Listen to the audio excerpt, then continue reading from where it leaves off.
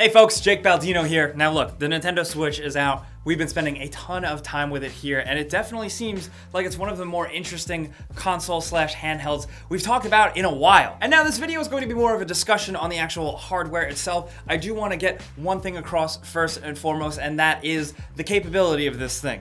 Yes, it only can barely output 1080p. Yes, the screen itself is 720p. We have to just acknowledge that straight out of the gate. I get it, I'm a PC player. Once you get over the fact that this thing isn't gonna put out 4K HDR ever, I think you're gonna find a lot to enjoy here. It's very interesting, and so far it can be a lot of fun, but, and I say but, it's probably got one of the biggest buts actually.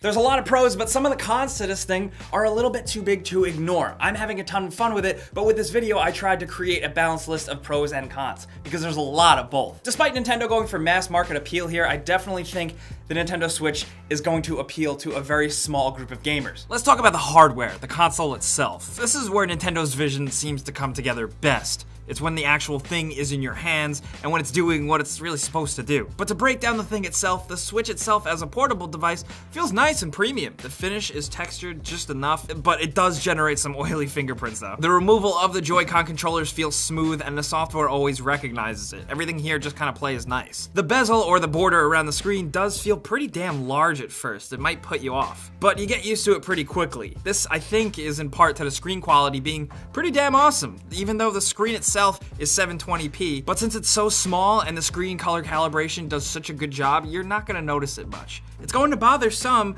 but I'll take it as a trade-off for more power. Despite that, Switch in portable mode is surprisingly small and thin and not heavy at all. It's still larger than a 3DS, and obviously you can't put it in your pocket, and it's a very specific size that I don't think is really gonna work for everyone's travel situations, but it's just mostly a good device. The device has a fan, but it isn't loud, and the console hasn't gotten very hot for me personally. It's a nice handheld gaming device, but there are, of course, some quirks. It's Nintendo we're talking about. USB-C as a connector is pretty awesome. It's one of the best universal power and data connections, and it's nice to see Nintendo not go proprietary and really kind of embrace the norm. However, you can't charge the thing when it's resting in tabletop mode because the connector is on the bottom. So if you're playing on a desk or a table or on a plane or whatever, you're totally out of luck. Nintendo does make an accessory for this, but still. But when that kickstand is out and you're playing tabletop games, especially with friends, it's surprisingly fun and cool. It's definitely not something you should ignore if you're into social gaming with friends. I don't know yet if this is really going to be the game changer that the Nintendo Switch brings. I think time will have to tell with that. It could fizzle out or it could take off. But I think it's worth noting that we had a blast playing Snipper Clips over here, and when they put Overcook on this thing, forget about it. Connecting it to the dock and continuing to play on your TV works exactly as advertised. It seems like it would be a small thing, but it never gets old and feels and works great and seamlessly. This is 100% the Nintendo Switch at its best.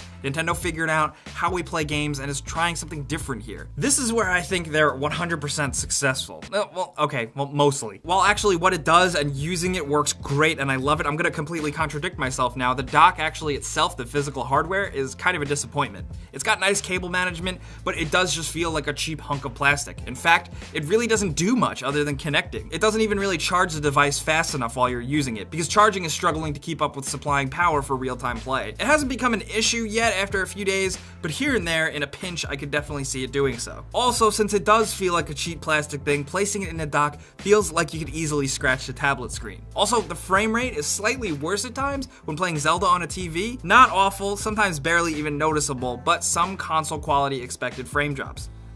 What happened here? I mean, it should run better in TV mode because it's docked, right? Hopefully it's just something with Zelda and it's patched. If it sounds like I'm going really rough on this thing, I'm almost done, but there's also no Bluetooth headset support. What happened there? I'm all for simplified hardware and operating system stuff, but this just seems like a glaring omission. In terms of software and operating system, briefly, it's clean and simple. There's not much to say other than that it's one of the cleaner and more simple designs Nintendo has really ever done, and that's a good thing. And the fact that the eShop isn't region locked is pretty great, and it's already made a huge difference in terms of game availability. From settings to adding friends online, it's all pretty easy here. But the really huge big caveat here is Nintendo's online service, and even the eventual virtual console are not available yet. Online features don't honestly seem too promising, especially since it seems like it'll be a paid service eventually. I can't say much yet, but I really wouldn't look forward to it or bank on it much. In terms of controllers, the Joy-Cons do the job just fine. They're small and may slightly cramp larger hands, but I was expecting them to feel much worse, and I turned out to be pleasantly surprised. In fact, despite picking up that Pro controller to counteract this problem, I found myself using the Joy-Con grip more often while playing on TV. If you were eyeing that Pro controller, think long and hard about it. The controller is insanely overpriced, and the Joy-Con grip